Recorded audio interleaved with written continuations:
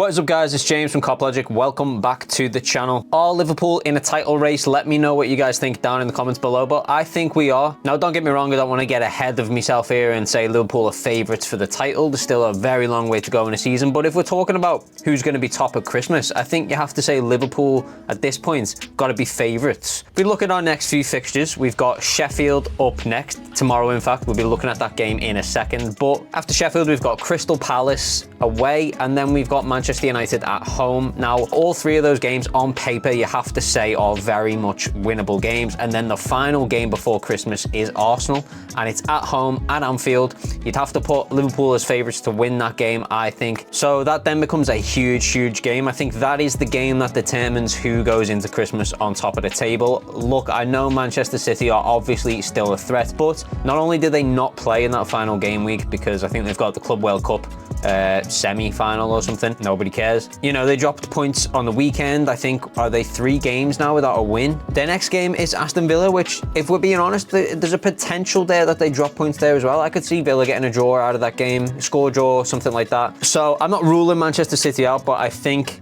in terms of who's going to be top at Christmas, it's got to be between Liverpool and Arsenal. If you look at Arsenal's fixtures, they've got Luton Town as their next fixture. You'd expect them to win that, but then they've got Aston Villa as well, and following that is Brighton. Both of those games could be fairly tough. There's potential there for Arsenal to drop some points even before they get to that game at Anfield. So if Liverpool can just keep winning, I think it's definitely within our hands. Certainly if we win every game from now until Christmas, we're top of the table. That's a fact mathematically. So for me, I'm putting Liverpool favourites to go into Christmas on top of the table, and that certainly means we are in a title race. So things are pretty exciting. I mean, if we remove that Tottenham game with the awful refereeing decision, then we're actually unbeaten so far in the Premier League this season, and it's December, so that's pretty good going. But as I said, let me know what you guys think down in the comments. I'd be interested to see if people consider us to be in a title race or not. I think people would still expect Manchester City to be favourites, but you never know. If the FA can hurry up with these charges, then maybe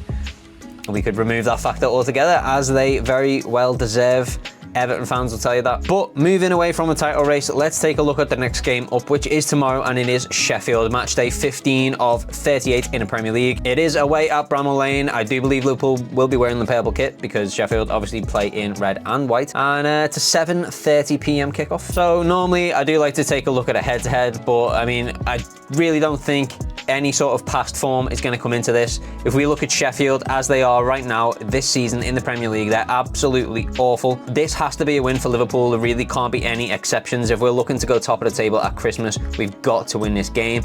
We're talking here about a team that have just sacked their manager. We're talking about a team that just got beat 5-0 by Burnley, who are one of the worst teams to ever be promoted into the Premier League in terms of the form that they're in, and they put 5 goals past this team we're about to play. So look, Sheffield are absolutely awful, and Liverpool have to win this game. There's no doubt about it. The only couple of concerns and caveats I have around that are the fact that what Sheffield are going to do in this game is just sit back and play a low block and probably play for a 0-0 if they can, and maybe if they can get a cheeky one at the end and snatch the game in a smash and grab, that's probably going to be the tactic. I say that because losing your manager, you know, if you're a new manager coming in or a caretaker manager, whatever they go with, there's rumours Chris Wilder's coming back in, you don't want to lose your first game. Whoever is in charge, they don't want to lose their first game. But it also is Liverpool, and you're expecting to get beat by Liverpool. You're probably taking that on the chin. So you're probably saying to the guys, let's not make this, you know, 5, 6, 7, 8. Let's keep this to 1 or 2-0. Just play a low block. And my worry there is Liverpool,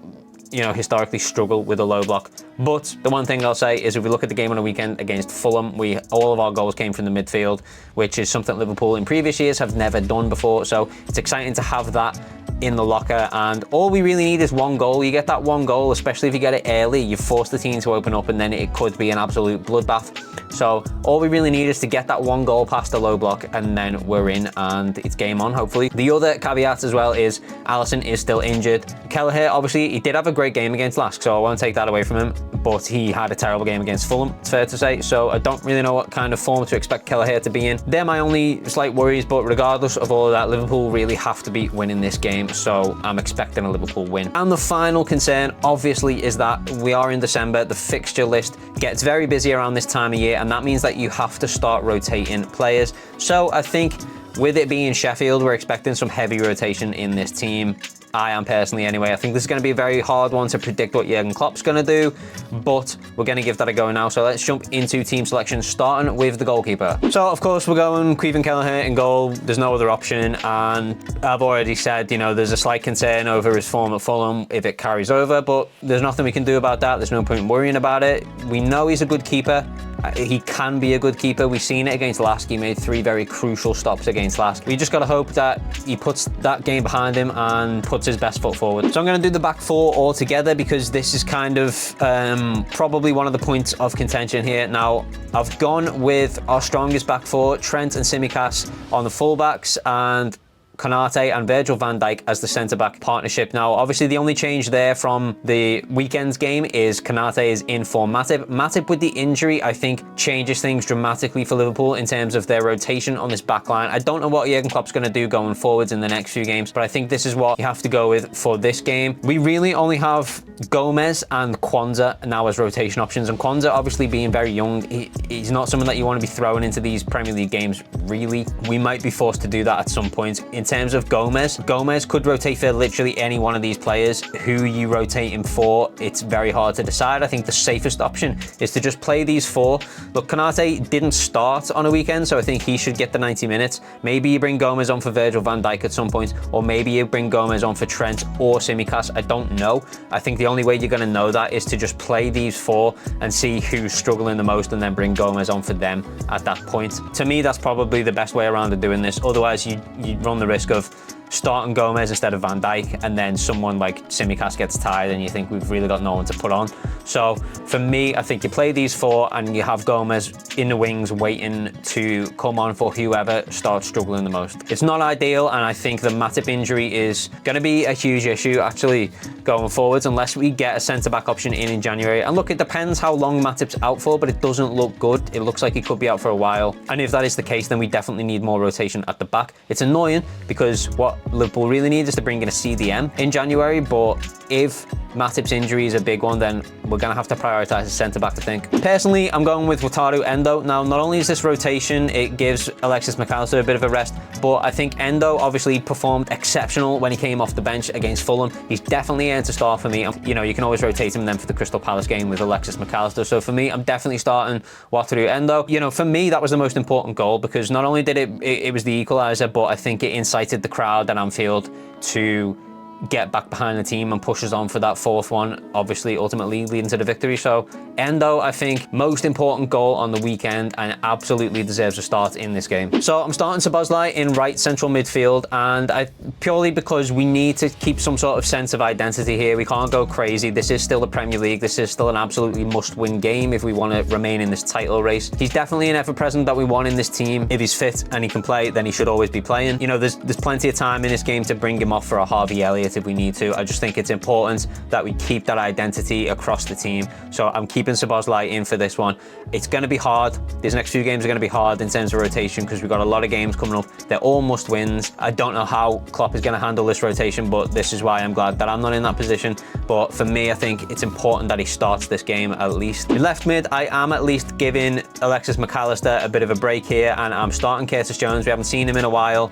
We're talking about Sheffield here. It's definitely a good game to come in, get some minutes in your legs. Good level of competition to make sure that you can have a good game and really affect the game and get yourself in good form for the games to come, because as I said and keep saying, we've got a lot of them and they're all must wins, so we need everyone to be on form. So I'm going with Curtis Jones on this one, and that also gives us then the option of resting Alexis Mac Allister for potentially Crystal Palace, and at the same time Harvey Elliott then can come in for Dominic Szoboszlai, and Curtis Jones and Harvey Elliott very used to playing with each other. We've also got Ryan Gravenberch as an option to come off the bench as well. So yeah, I mean, in midfield, feels kind of stacked right now. We're really just struggling at the back, and then that big injury for Diogo Jota across the forward line. So let's talk about that forward line and what I'm going to do there. So left wing, I've gone with Cody Gakpo, and the reason for this is purely just rotational. I want to give Luis Diaz a rest. Now, we know that Diogo Jota, obviously, he's still got that injury. Now, there are reports that Diogo Jota is already running. He hasn't returned to to full training, but he's back running again, so his recovery is going well, but we're probably still going to be without him for the next few weeks. So for me, it's important that these left wingers get a rest. I'm resting Luis Diaz because it's Sheffield. Now, there's definitely an argument here to play Gakpo as the striker and rotate him for Darwin Núñez, but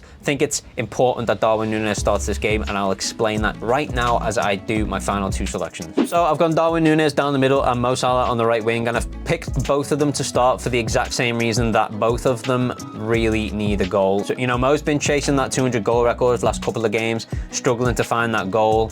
It's important that he gets that to get over that hurdle, clear his head, and he can move forwards again. And the same thing for Darwin Núñez. I think he hasn't had a goal in the last 6 games, and you know that's not true overall. Of course, he scored 3 goals away with Uruguay, and he has been generally in good form. The thing for me with Darwin Núñez is he just needs to get that goal to kind of settle him again, and Sheffield is the game to do that in. If you actually look at Darwin Núñez and his performances, let's take Fulham for example. He played an absolutely brilliant game against Fulham. If you go back and watch that and watch him and single out his movement specifically, the runs he's making, the spaces that he's opening up, and the spaces he's taken up to open spaces for other players as well. The role he played in those last 2 goals, which were 2 pivotal goals, you know, he's the player that puts the ball in for Mo Salah, who drops it back for Endo. He's also the player that keeps the ball in play. He dinks it back in from the byline to the box for Tsimikas to then drop that ball down to Trent for that goal.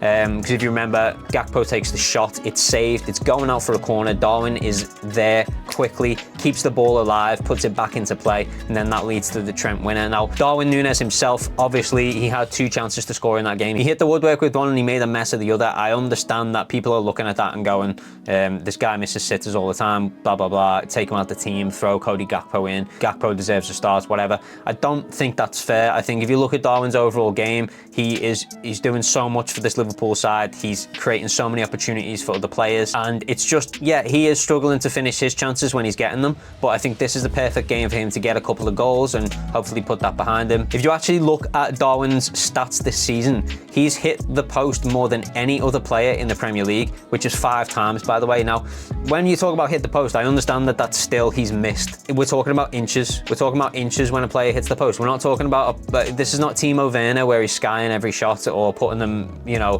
5 foot wide of the post or whatever.